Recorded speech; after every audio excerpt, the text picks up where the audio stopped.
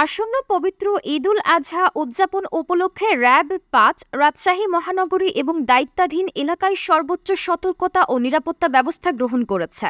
রোববার বেলা ১১টার দিকে রাজশাহী সিটি পশুহাট পরিদর্শনে এসে এসব কথা জানিয়েছেন র্যাব-৫-এর অধিনায়ক লেফটেন্যান্ট কর্নেল মোহাম্মদ মাসুদ পারভেজ।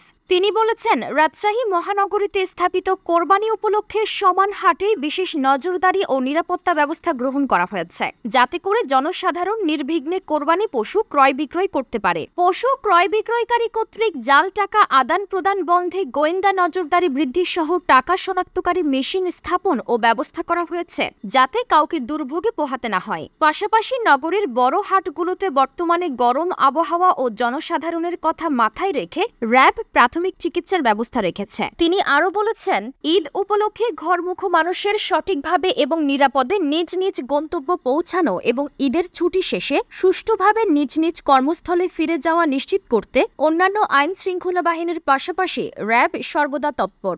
এই সময় র্যাব-৫-এর বিভিন্ন পর্যায়ের কর্মকর্তারা উপস্থিত ছিলেন।